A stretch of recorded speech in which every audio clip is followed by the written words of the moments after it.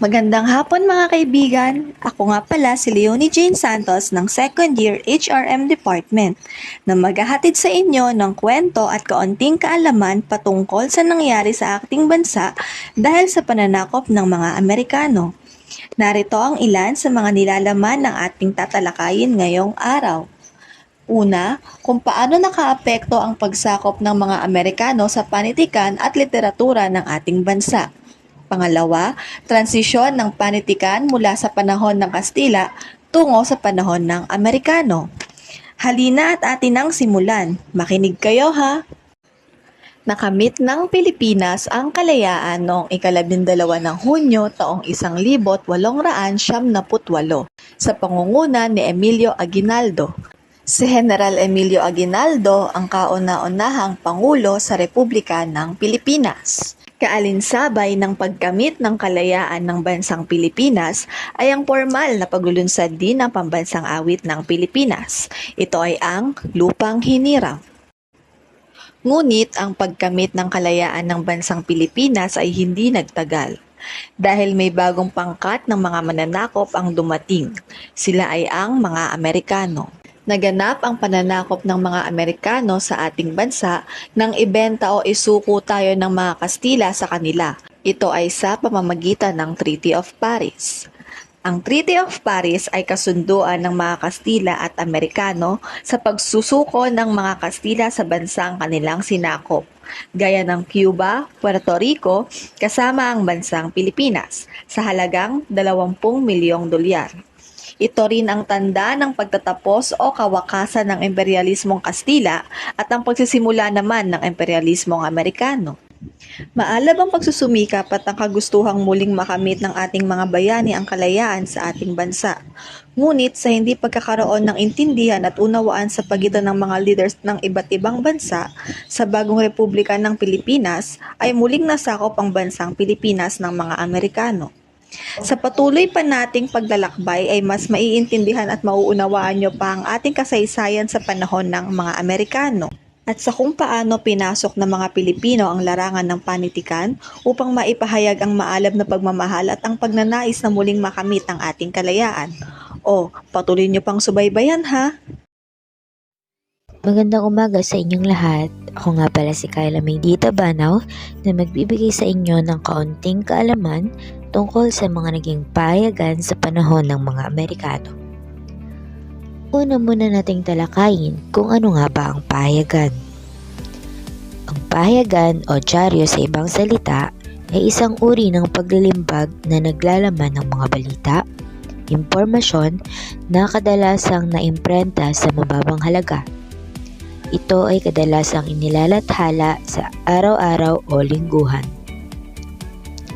Ngayong alam na natin kung ano ang pahayagan, atin ang pag-usapan ang ating mga naging pahayagan sa panahon ng mga Amerikano. Mga pahayagan sa panahon ng Amerikano. Unang-una ang El Nuevo Dia o ang Bagong Araw. Ito ay isang pahayagan sa wikang Espanyol na itinatag ni Sergio Osmeña noong 1900. Alam niyo ba na si Sergio Osmeña ay ang ika-4 na presidente ng Pilipinas? Ang El Nuevo Dia ay dumaan sa pagsensor dahil sakop nito ang mga aksyong militar sa Visayas, pati na rin ang Balanghiga Massacre. Alam niyo ba na sa kabila ng mga hamon o problemang nangyari, nagpatuloy ang El Nuevo Dia sa pagtataguyod ng nasyonalismo hanggang sa isara ito sa taong 1902. Pangalawa ay ang El Grito del Pueblo o ang sigaw ng bayan sa Tagalog. Ito naman itinatag ni Pascual Poblete noong 1900. Alam niyo ba kung sino si Pascual Poblete? Si Pascual Poblete ay ang tinaguriang ama ng pahayagan dahil sa hindi matawarang pagganap sa larangan ng pamamahayag ng pagsulat. Noong panahong iyon, mapaniligsa at mapaghimagsik ang kanyang panulat laban sa mga Kastila na naging sanhi ng pagpapatapon sa kanya sa Africa noong 1882 at panahon na ng Amerikano nang siya ay makabalik. At sa pagkakataong iyon, Doon niya itinatag ang pahayagang El Grito el Pueblo. Ang pangatlo naman ay ang El Renacimiento. Ang El Renacimiento ay isang Espanyol Tagalog na pahayagan sa Pilipinas na may mahalagang papel sa kasaysayan ng bansa noong panahon ng Amerikano. Sa panahong iyon, ang El Renacimiento ay itinuturing na nangungunang boses ng mga opisyonista. At ang panghuli ay ang Manila Bulletin. Ito ay isang Pilipinong pahayagang pangmasa sa wikang Ingles. Ito ay itinatag noong 1900 at pumapangalawa lamang sa The Manila Times sa pagiging pinakamatandang pahayagan. Ngayong tapos na tayong pag-usapan ang mga pahayagan sa panahon ng Amerikano at tinamang talakayin ang mga dulang ipinatigil. Una, ang walang sugat ni Severino Reyes. Ito ay tumatalakay sa kalagayang panlipunan na nagpapakita ng interaksyon ng pangunahing tauhan sa paligid ng lipunang kinagkakalawat. Pangalawa ay ang kahapon, ngayon at bukas. Ang dulang ito ay isinagawa laban sa mga bagong mananakop na Amerikano. Ito ay sumasalamin sa paghangad ng kalayaan ng mga Pilipino. At ang panghuli ay ang Malaya na isinulat ni Tomas Remigio. Ang Malaya ay ang nagsisilbing testamento ng diwa ng nasyonalismong Pilipino at pagkamit ng kalayaan at pagiging malaya o pagpapasya sa sarili. Mayroon din tayong mga katangian ng panitikan sa iba't ibang panahon. Mayroong 3 pangkat ng mga manunulat ang kumakatawan sa panitikang Pilipino sa panahong ito. Ang mga panahong ito ay ang pangkat ng mga manunulat na gumagamit ng wikang Kastila, ang pangkat ng mga manunulat na gumagamit ng wikang Tagalog, at ang pangkat ng mga manunulat na gumagamit ng katutubong wika sa mga lalawigan. Una nating pag-usapan ang panitikan sa Kastila. Ang panitikan sa Kastila ay naging inspirasyon ng ating mga manunulat sa Kastila, gaya ni Rizal. Hindi lamang siya sa pagiging makabayang leader, kundi dahil pa rin sa kanyang maisulat na 2 nobelang, Nolim Me Tangere at El Filibusterismo. Sinasabing ang 2 nobelang ito ang nagtataglay ng pinakamahusay na katangian sa lahat ng naisulat na nobelang pampanitikan, maging sa pang-Ingles o Filipino. Hanggang dito na lang ang ating pag-uusap at itutuloy ito ng iba kong mga kagrupo. Maraming salamat!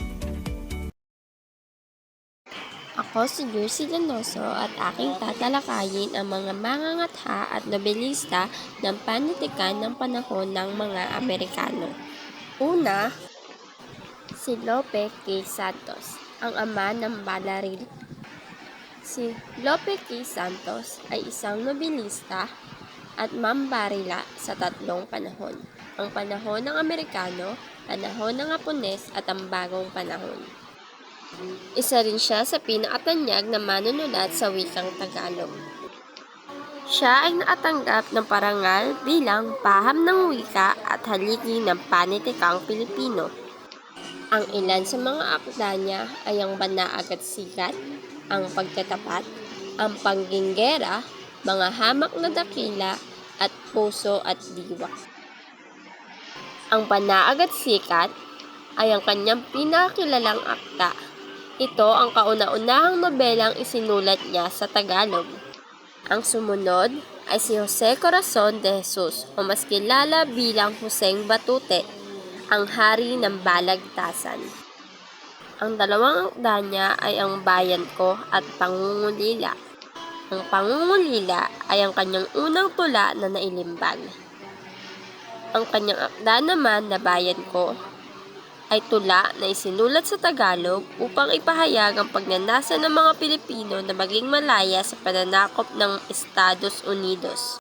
Ang pangatlong tao naman sa panitikan ng panahon ng mga Amerikano si Florentino Colantes, ang naging kaagaw ni Jose Corazon sa pagiging hari ng Balagtasan. Siya man ang ikalawang hari ng Balagtasan, Kinilala naman siya bilang Makata ng buhay. Ang pinakatanyag niyang akda na Ang Lumang Simbahan ay naging isang pelikula na ginanapan ni Leopoldo Salcedo, Leila Morena, Pilar Padilla at Alma Bella. Pang-apat ay si Amado B. Hernandez, ang Makata ng mga manggagawa. Nang siya ay 19 na taon, ay naging bahagi ng samahan na pampanitikan ng Aklatang Bayan. Ang kanyang akdang Isang Dipang Langit ay akdang patungkol sa pang-araw-araw na buhay ng mga taong nakulong. Ang 5 ay si Valeriano Hernandez Peña o mas kilala bilang Quintin Kulirat. Ang mga akda na kanyang ginagawa ay patungkol sa pagpuna ng mga problema sa ating bansa. Kanyang akdang Nena't Neneng ay nobela patungkol sa dalawang magkaibigan ay may mga pagsubok na kinaharap upang masukat ang pagiging kanilang magkaibigan. Laman ay magkaibigan, sila din ay may magkaibang kapalaran. Si Nena ay naging masaya sa kanyang buhay pag-ibig. At si Neneng naman ay ang nagdusa. Si Nena ay naging masaya sa kanyang buhay pag-ibig. Si Neneng naman ay nagdusa. At ang panghuli ay si Inigo Ed Regalado o mas kilala bilang Odalager. Siya ay kinilala bilang Makata ng pag-ibig. Ang kanyang akda na Damdamin ay nagkaroon ng unang gantimpala sa patimpalak noong Commonwealth 1941. Si Odalager ay isang Makata na maingat sa pagpili ng mga salitang naglalarawan sa kanyang mga tauhan at natural na salitaan. Amda iba pang, mananilat sa wikang Castilla. Isidro Marpori na patanyag siya, dahil sa kanyang apat, na aklat na pinamagating, aromas de ensueno. Adelina Guria kana anahang makatang babay sa Pilipinas na magaling sa Castilla, nakamit din ito, ang gantimpalang Premio Zobel, sa kaniya kanayang tulang El Nido. Macario Adriatico sumulat ang magandang, alamat ang Mindoro na pinamagating niyang, La Punta de Salto, ang Cook na Pamulan. Epifanio de los Santos nakalala sa tawag na Don Pinyong, ipinapalagi siyang magaling na mamumuno at mananamabuhay sa buong Panataykong Castilla. Panatikan sa Tagalog ang Florante at Laura ni Francisco, Balictas Baltazar at ang Urbana at Felisa ni Modesto de Castro ang naging inspirasyon naman ang mga mananilat sa Tagalog. Tanlong URING Makatang Tagalog, ayon kay Julian Cruz, Balmaceda, ay Makata ang Puso Lope Santos, Nigo Ed Regalado, Carlos Gamayatin, Pedro Gamayatin, Jose Corazon de Jesus, Sirio H. Panganaban, Nemesio Carahana, Mara Antonio. B. Makata ang Buhay, Lope Santos, Jose Corazon de Jesus, Florentino Colantes, Patricio Mariano, Carlos Gamayatin, Amado V. Hernandez, C. Makata ang Dulan, Aurelio Tolentino, Patricio Mariano, Severino Reyes, Tomas Remigio. Jose Garcia Villa o kilala bilang Daveglion. Ang kanyang palayaw na Daveglion ay hango sa pangalan ng hayop. Ito ay ang dove, eagle at lion.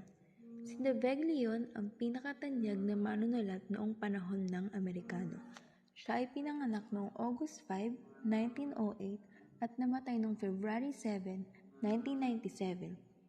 Ilan sa kanyang mga akda ay ang The Anchored Angel, The Emperor's New Sonnet, and The Footnote to Youth. At siya rin ang nag-introduce ng reverse consonance rhyme scheme. At ang sunod ay si George Bocobo. Siya ay isang mananalaysay at mananalumpati.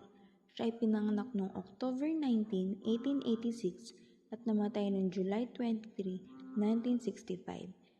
At itinranslate niya sa salitang Ingles ang akda ni Rizal na Noli at El Fili. at siya ay isa sa pinakaunang estudyante na ipinadala ng pamahalaan ng Pilipinas upang mag-aral sa Estados Unidos noong taong 1903 at ang kanyang mga akda ay ang Filipino Contract with American, A Vision of Beauty, and College Education. At ang huli ay si Zoilo Galang. Siya ay pinanganak noong June 27, 1895 at namatay noong 1959. Siya ang kauna-unahang manunulat na sumulat ng nobela sa wikang Ingles at ito ay pinamagatang A Child of Sorrow. Magandang araw sa inyo mga kaibigan. Ngayong araw na ito, ituturo sa inyo ang tungkol sa mga manunulat noong panahon ng Kastila. Noong unang panahon, may 5 tao na mahusay sa wikang Kastila. Ito ay sina Cecilio Apostol, kilala bilang the greatest Filipino epic poet in Spanish na may gawa ng Sobre el Pinto, ang pinagbugatan ng dakilang lumpo. Nagtapos siya sa University of Santo Tomas Ateneo de Manila. Nagsulat ng tulang Latin, Griego, Aleman, at Italiano dahil sa kanyang kausayan. Jesus Baticoling Balmordi, maalam sa pampanitikan sa salitang Espanyol. Kauna-unahang libro ng mga tula na Rimas Malayas, na ang ibig sabihin ay espiritual at nasyonalistikong tema. Mi Casa de Nipa, isa sa pinaka-magaling niyang tula. Fernando Maria Guerrero, noong 1873 to 1929. Makata, tagapamahayag, politiko, abogado, poliglota at guro. Panitikang Kastila sa Pilipinas, Kastila at Latina. Tula na kanyang ginawa ay Aves y Flores, na ang ibig sabihin ay mga ibon at bulaklak. Claro M. Recto, 1890 to 1960, isang estadista at manunulat, ama ng Konstitusyong 1935, maestrado ng Korte Suprema na hinirang ng Presidente ng Estados Unidos. Manuel Bernabe, mamamahayag, politiko, makata, at mambibigkas sa wikang Kastila at Latina. Makatang liriko at ang karaniwang paksa ay pista at pagdiriwang. Hari ng balagtasan sa wikang Kastila noong 1972. Juan Crisostomo Soto. Si Juan Crisostomo Soto ay sinilang sa Santa Ines, Bacolor, Pampanga. Tinagurian siyang ama ng panitikang Kapampangan. Pambihira ang kanyang kahusayan sa pagtatalong patula sa wikang Kapampangan. Kung kaya ang pagtatalong patula sa wikang Kapampangan ay tinawag na Crisotan. Ito ay kinagiliwang pagtatanghal na kultura ng mga Kapampangan bago pa ang ikalawang digmaang pandaigdig. Ito ay isang tulang patnigan na ang pangalan ay hinango kay Juan Crisostomo Soto. Ito ay katumbas ng balagtasan sa Tagalog. Isa siyang manunulat, makata, mandudula at editor sa wikang Kapampangan. Bilang mandudula, nagsulat siya ng moro-moro at sarswela. Bunga ng kanyang panulat, ang sarswelang perlas, king burak at pulat puti. Ang mga moro-moro, ang sultana, perla, zapre, at ruby ay sinulat niya noong mga huling taon ng panahon ng mga Kastila. Gumamit siya ng mga sagisag panulat tulad ng Crisot, Ruby, Natis, Belen, at Vitaliana. Sa kanyang mga tula, Hulyo, Setyembre, at Lakan Batbat naman sa kanyang mga artikulo. Sumulat din siya ng isang dulang hango sa Romeo at Julieta ni Shakespeare at pinamagatang The Marriage of the Dead. Ang sigalot ang pinakamaganda sa kanyang mga akda. Ito ay sinulat niya sa loob ng bilang buwan. Nakasulat din siya ng English, Spanish, Pampango Dictionary sa tulong ni Modesto Joaquin. Ang Alang Diyos ang namupugtangin sa swela ni Crisostomo Soto na nagpanik sa kanya ng salapi. Ito ay tinakal sa Teatro Zorilla. Ang iisahing yuktong dulang katatawanan na may pamagat na nanapang maliku, ang kahuli-hulihang nasulat niya nang nasa banig na siya ng karamdaman. Pinawian siya ng buhay noong 12 ng Hulyo, taong 1918 dahil sa sakit sa puso. Good day everyone, I'm Rainiel Tan. Ikukwento ko sa inyo si Angela Manalang Gloria, Rafael Sulweta da Costa at sina Nestor Vicente at si Estrella Alpon at si Arturo B. Rotor. Sino nga ba si Angela Manalang Gloria? Isa siyang makata at manunulat na isinilang sa Guagua, Pampanga noong Agosto 2, 1907. Nagtapos siya ng Bachelor of Arts major in Philosophy. Siya ay nagsumma cum laude sa Universidad ng Pilipinas. Kinasal siya kay Celedonio Gloria, 1929, naging patnugot ng The Philippine Herald Magazine, 1929, kauna-unahang Pilipinang makata na nagsulat at naglimbag ng koleksyon ng mga tula sa wikang Ingles na pinamagatang Poems. 1940, yumao sa Tabaco Albay noong 19 Agosto 1995. Sino nga ba si Raul Sulweta da Costa? Siya ay sinilang noong 1915. Siya ay isang makatang Pilipino. Gumagamit siya ng pangalang R. Sulweta da Costa na bilang isang manunulat na si Rafael Sulweta da Costa. Bilang isang negosyante, dito ay nagtapos ng kolehiyo ng De La Salle at nagdadalubhasa siya sa pangangasiwa ng negosyo sa Espanyol. At kalaunan ay nagsimula magsulat ng mga tulang Ingles. Ang kanyang pinakatanyag na aklat ay tulad ng Mulab at iba pang mga tula na nanalo sa Commonwealth Literary Award. Noong 1940, namatay si Rafael Sulweta da Costa noong 1990. Dumako naman tayo kay Nestor Vicente Madali Gonzales. Nabuhay ito noong Setyembre 8, 1915 na nakakuha siya ng mga award na Carlos Memorial Awards for the short story. At ang school na kanyang pinasukan ay National University na mayroon siyang mga anak na si Selma Gonzales Cortez, Nestor Ibarra Manuel Gonzales, Michael Gonzales at si Pastora Madali. Namatay siya noong Nobyembre 28, 1999 sa lungsod ng Quezon. Dumako naman tayo kay Estrella Alpon D. Alpon. Pinanganak siya sa San Nicolas, Cebu noong 27 Marso 1917. Nang nakapagtapos siya sa sekundarya, nagtungo siya sa Maynila upang mag-aral sa UP.